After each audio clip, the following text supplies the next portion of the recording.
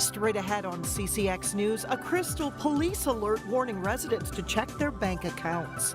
This after a card skimming device was found at a local bank.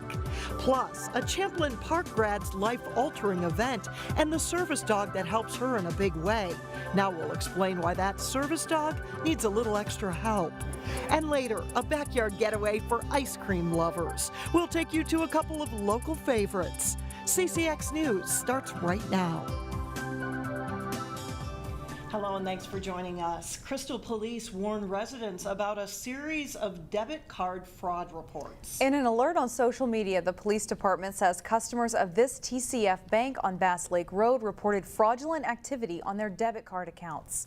Crystal Police think a card skimming device was active on the bank's ATM on June 8th, 9th, 28th, and 29th.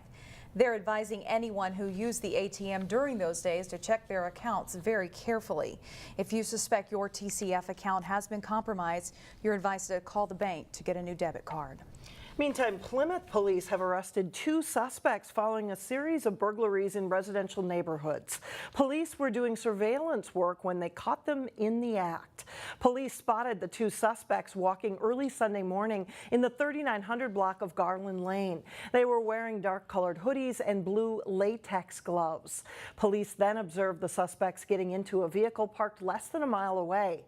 They were arrested following a brief foot chase. The neighborhood the suspects were in had recently experienced thefts from vehicles and homes. In some cases, front doors were kicked in. Charges were filed Tuesday against the 2 suspects, 20-year-old Jaleel Wah of Plymouth and 19-year-old Tiant Pate of Spring Lake Park. According to police, one of them had a garage door opener in his possession that had been stolen from a vehicle parked in a driveway. The Maple Grove City Council approved fines and liquor license suspensions for businesses caught serving alcohol to an underage customer during routine compliance checks. The businesses include Fiesta Cancun Mexican Grill, Hong Thai, Trader Joe's, and the Chipotle restaurant on Main Street. For Chipotle, it was their 3rd violation in 7 years. All of the businesses received $2,000 fines. The Chipotle had their license suspended for 5 days.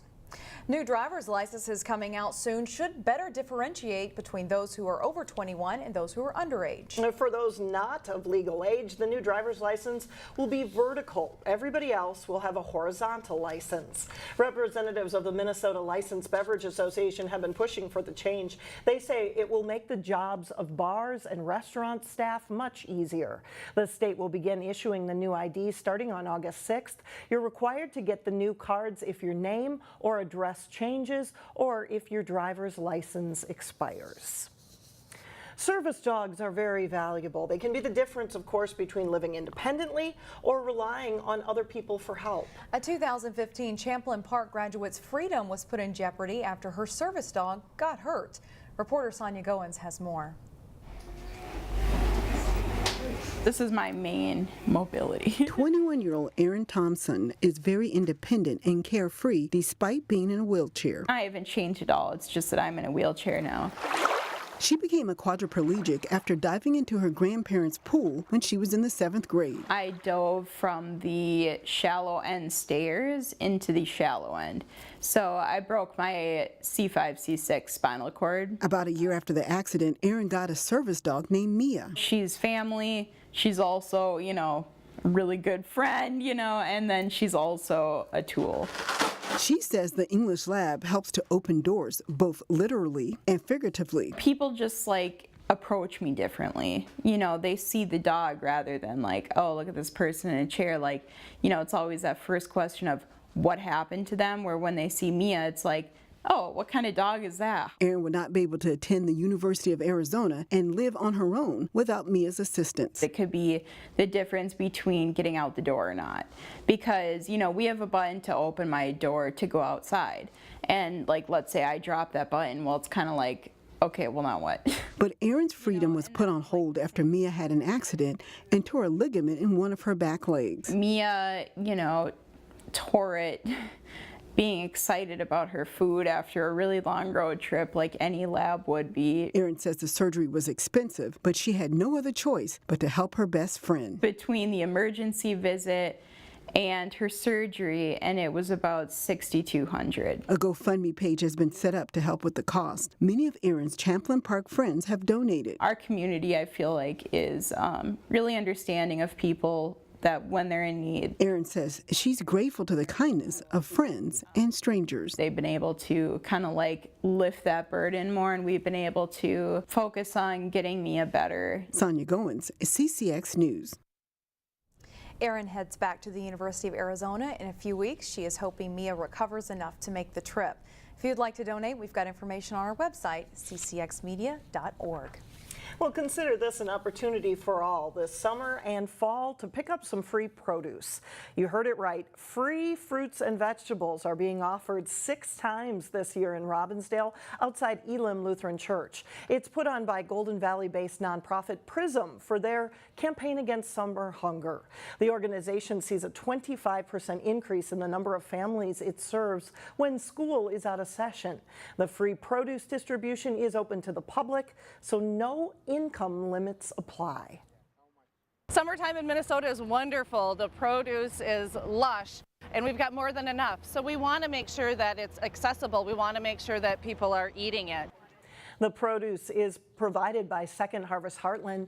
The next free produce distribution event will be held on August 7th between 10 a.m. and noon outside Robbinsdale's Elim Lutheran Church. Additional event dates are posted on the Prism website. Still ahead, a new starting point for outdoor adventure at a popular Golden Valley Park destination. Plus, we'll take you to a local youth football camp featuring a couple of Pro Bowl Minnesota Vikings players. That's later in sports. But first, the nice weather continues on Wednesday. We'll be right back. Tuesday morning marked the beginning of a new era for Theodore Wirth Regional Park in Golden Valley. This new outdoor hub will bring together people of all ages, experience levels, and backgrounds to enjoy the great outdoors. The Minneapolis Park and Recreation Board and the Lopet Foundation held a ceremony Tuesday morning to mark the opening of the new Trailhead building. The 14,000 square foot structure will serve as a starting point for outdoor adventure. The Trailhead features a shop where you can buy, rent, and repair equipment, a spacious seating area, and it will soon be home to a Cajun restaurant. It just fills you with this energy that makes you want to get outside and do things. So I think it's a powerful place. Construction on the Trailhead took about a year and cost $10 million to build, with funding coming from Minneapolis Parks and private donations. Women entrepreneurs in the area now have a free resource to turn to thanks to partnership with the City of Brooklyn Center. We talked about demographically where Women Venture wanted to have presence at. Brooklyn Center was one of the first places we wanted to be. A representative from the Minneapolis nonprofit Women Venture will be available once a month at Brooklyn Center City Hall to answer questions and provide guidance. The organization provides business lending consultation, entrepreneurship training, and business loans to women who seek those services. Brooklyn Center City officials say they saw a need for this resource in the community. And this is a good partnership because the city will work directly with Women Ventures, and when they come to City Hall, it's kind of a one-stop shop where they can meet with the zoning administrator, they can meet with myself, they can meet with Monica, and we can all combine to really make sure that they have all the information they need as they move forward. Women Ventures will be on site one Monday a month from 9:30 to 11:30 a.m. and walk-ins are welcome. New Hope residents have just over a month to put their city in focus. The city's annual photo contest has started. Entries are due by August 15th. The contest is open to anyone who lives, works, or goes to school in New Hope. And photos must be taken in New Hope. You're looking at winners from last year's contest. There are 3 categories to enter: people, places, and nature. Prizes will be awarded for the best photos as determined by a panel of judges. You can visit New Hope's website for more details. Still ahead, our next Backyard Getaway segment is too tempting to pass up. We'll show you some of the top destinations for ice cream in the CCX viewing area. But first, we'll catch up with some players who were a big part of Wayzata's state championship hockey team of 2016. John Jacobson is in next.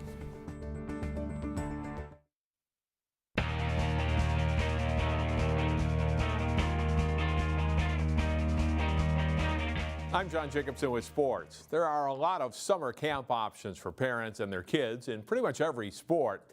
Having a pro athlete's name attached to one usually means a pretty good draw. Vikings on three, guys. Vikings! Good job, good job. Minnesota Vikings tight end Kyle Rudolph is putting on a two-day football camp this week at Providence Academy in Plymouth. Nearly 1,000 kids ages 6 to 14 registered for the camp. Rudolph's teammate, defensive end Everson Griffin, was also on hand to work with and interact with campers. This is Rudolph's 5th year of hosting this, and it's grown from modest beginnings of 125 youth to nearly 1,000 now. While the kids won't be learning the Vikings playbook, Rudolph says he wants all of the youth to have a positive experience with football. I think the biggest thing for the campers is just, for me personally, just providing energy, running around, having fun with them. I tell them if they don't do anything over the next 2 days except for have fun, then we had a successful camp. Obviously we'll try to teach them a little bit about football while they're out here over the 2 days, but we got some quarterback drills, some receiver drills, play some games, find out who the fastest camper is on each division, and like I said, just most importantly is having fun. 1, 2, 3. The camp runs again Wednesday from 9 a.m. to 12:30 p.m. Two-day Carl Anthony Towns basketball camp starts Wednesday afternoon, also at Providence Academy. In 2016, the Wayzata boys hockey team made the state tournament for the 4th time in school history. In the previous 3 trips, the Trojans had never advanced to the final. But the 16 team went all the way and won the Class AA championship. Jason Malillo takes a look back at that title run. Down 2 goals to Eden Prairie in the state final and facing a 5-minute penalty kill, Wayzata head coach Pat O'Leary called a timeout. People always talk about the timeout during that game and ask what we were talking about, and I tell people the same thing every single time. As we kind of calmed everybody down, and Amar, who's actually here today, just said, he kind of took the onus of the seniors, took a little bit of blame, and just saying that they weren't playing up to their potential. Everybody was thinking that this was it, and our heads weren't really in the right place. And going back earlier in the season against Tonka, we had the same thing happen to us, and just kind of sparked a memory and just said, hey, we got this. We've been through this before. We just got to calm down and get back to our game. And that's pretty much what I said. The Trojans stormed back, scoring a shorthanded goal followed by a 4-on-4 marker that tied the game at 3. Obviously, there's going to be a little bit of a panic when you go down, I think it was 2 goals, and you have to kill some 5-minute majors.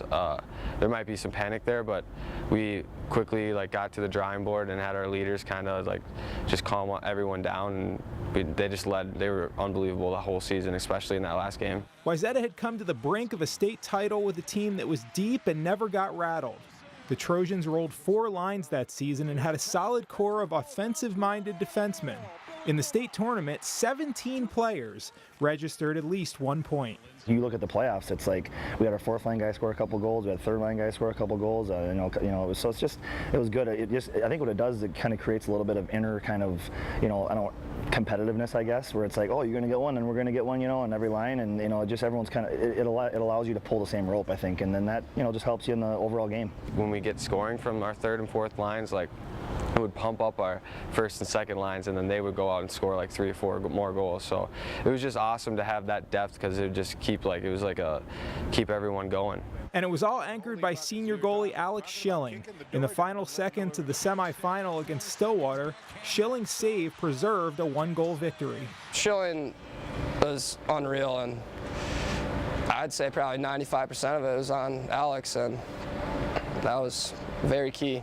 Wayzata completed its comeback in the title game when junior defenseman Logan Lindstrand scored to put the Trojans up for good at 4-3. It was a historic season and a title run the boys on that team will never forget. Thanks, Jason. One other note, Osseo's American Legion baseball team was eliminated by Fargo late Monday afternoon at the Gopher Classic Tournament. Alex and Shannon, back to you. All right, thanks, John.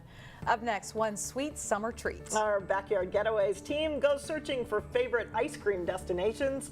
We'll show you what they found when we come back.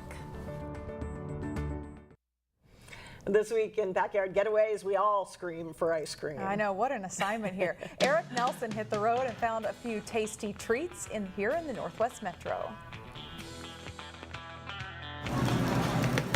What makes us unique is that we use all natural, whole ingredients. All of our ice cream is made here in the store. From cones and sundaes, Smooth, creamy. to malts and shakes, It's really good ice cream. Honey and Mackey's in Plymouth has a gamut of ice cream choices. So there are countless flavors, hundreds. The ice cream and french fries shop is just 5 years old, but their brand is already growing. I hope so, yeah. We're on a lot of menus, a lot of local menus, which is really awesome. Honey and Mackey's is available in 13 area eating establishments and also at their original location in Plymouth. It's really great to see how other restaurants and local entrepreneurs are interested in our product. The focus is on ice cream and mingling with family and friends. I wasn't sure if I was going to get french fries or ice cream, but Put down your tablet or laptop and live in the moment. Couples can go, you don't have to go and sit at the bar. It's something that you can do with your kids, you can do with your parents, your grandparents, and you can also do with your partner. My recommendation here at Honey and Mackey's is the Snickers ice cream. This stuff is delicious. July is a peak time for ice cream sales in Minnesota, but it's clearly more challenging to move the product on a frigid January day. We have a discount based on the temperature. The colder it gets, the steeper the discount is.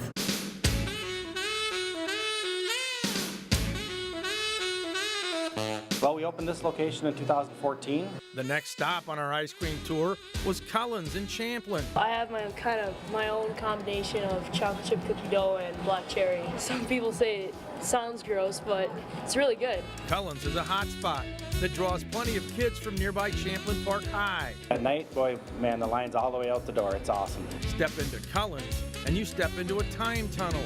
The throwback signs take visitors back to a simpler era. So we try to be an old scoop parlor. The only thing missing is Richie Cunningham and the Fonz. Old school scoop shop, we're playing some 50s music and stuff, kind of retro feel to it, and just hand scooped ice cream, shakes and malts. And I just think that's what people really love. Cullen's literally has the scoop. They have 48 flavors of ice cream, even vegan options. For co-owners Lisa and Chad Cullen of Brooklyn Park, the frozen treat is their passion. It's a lot of work, but it's worth it. We love what we do. I'm Eric Nelson for Backyard Getaways.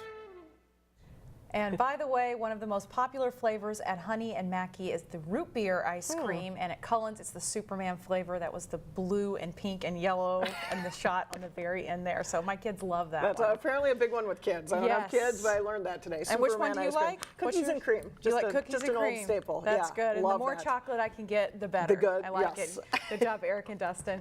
We'll see you tomorrow, everybody.